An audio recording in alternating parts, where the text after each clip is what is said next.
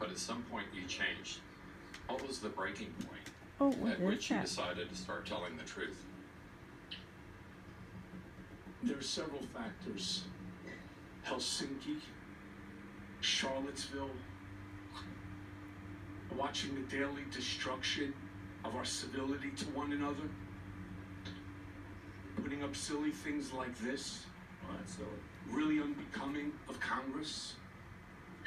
It's that sort of behavior that I'm responsible for. I'm responsible for your silliness because I did the same thing that you're doing now for 10 years. I protected Mr. Trump for 10 years.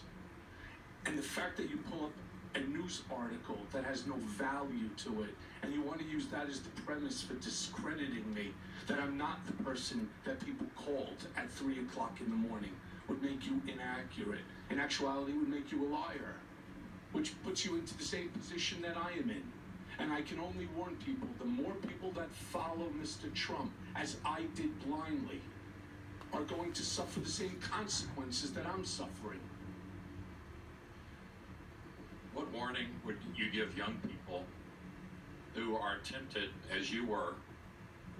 Would you encourage them not to wait 10 years to see the light?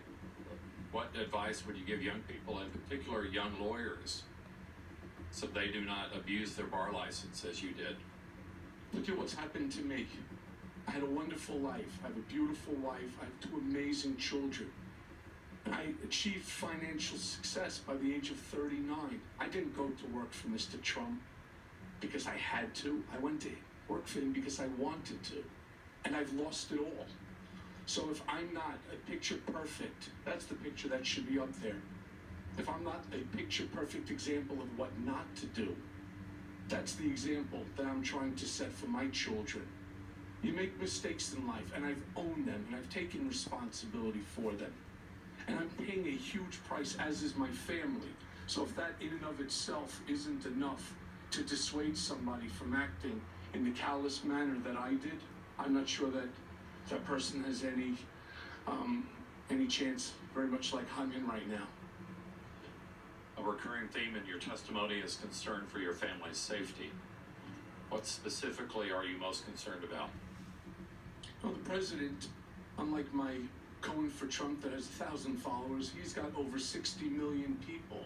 And when Mr. Trump turned around early in the campaign and said, I can shoot somebody on 5th Avenue and get away with it, I want to be very clear. He's not joking. He's telling you the truth. You don't know him. I do. I sat next to this man for 10 years, and I watched his back. I'm the one who started the campaign, and I'm the one who continued in 2015 to promote him. And so many things I thought that he can do that are just great. And he can, and he is doing things that are great. But this destruction of our civility to one another is just, it's out of control. And when he goes on Twitter and he starts bringing in my in-laws, my parents, my wife, what does he think is going to happen? He's sending out the same message that he can do whatever he wants. This is his country. He's becoming an autocrat. And hopefully something bad will happen to me, or my children, or my wife, so that I will not be here and testify. That's what his hope was. It was to intimidate me. And again, I thanked everybody who joined and said that this is just not right. Have you ever seen Mr. Trump personally threaten people with physical harm? No. He would use others. He would hire other people to do that? I'm not so sure that he had to hire them. They were already working there. Everybody's job at the Trump Organization is to protect Mr. Trump. Every day, most of us knew we were coming in and we were going to lie for him on something. And that became the norm. And that's exactly what's happening right now in this country. And it's exactly what's happening here in government, sir. Thank you, Mr. Chairman. My time has expired.